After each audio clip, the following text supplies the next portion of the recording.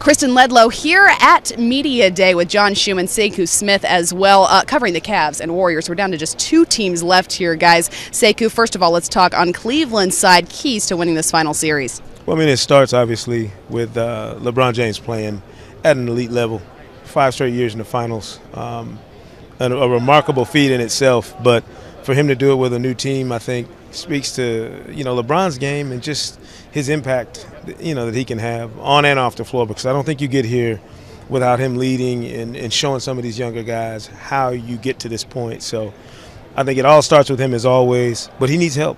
He's never won a championship without some elite level help, and he doesn't have the experienced guys like Dwayne Wade and Chris Bosh this time around. He's going to rely on Kyrie Irving if he's healthy, J.R. Smith, Iman Shumpert, all these other guys. And I think that's going to be huge in Game 1 to see if they can step up and really play to the magnitude of the moment. And the obvious question on the other end, Golden State, keys to the series.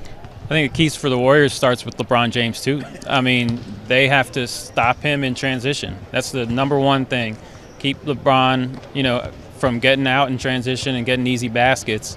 And then at the end of their possessions, keep Tristan Thompson off the offensive glass, and then in between they're going to be in good shape. They have multiple guys who can guard LeBron, multiple guys who can switch on to him on any given possession. Andrew Bogut protecting the paint.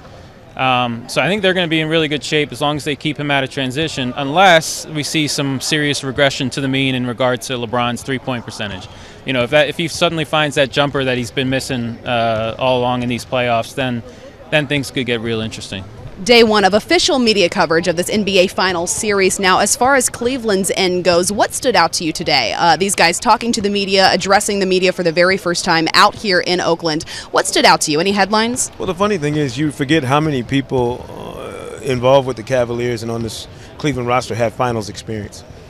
I was hunting while Golden State was out here trying to figure out who do they have that's been to the finals. Like Luke Walton and Steve Kerr, right? Literally coaches, but no players with this level of experience. You go on the Cleveland roster and it's like, Mike Miller, James Jones, Kendrick Perkins, LeBron. They're these guys who have been here, so they understand this part of the process, and the fact that you're not only playing against the other team, you're playing against this level of intensity and scrutiny, and the fact that every game and every moment is going to be replayed over and over again. You have to be able to get past all that and just play basketball. Play your best basketball, your best 4 to 7 games the last 2.5 weeks of the season. It's a heck of a way to boil it all down, but that's what they're facing.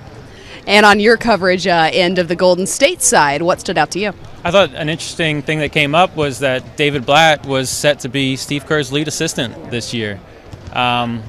Steve Kerr got hired by the Warriors. He asked David Blatt to be his lead assistant. David Blatt said, yep. They had an agreement in place. A couple weeks later, David Blatt gets the Cavs job. A couple weeks after that, he gets LeBron James on the Cavs. And here we are. They're facing each other in the finals. It's a cool little story. Well, thank you guys so much. For Sekou Smith, for John Schumann, I'm Kristen Ledlow here at the NBA Finals.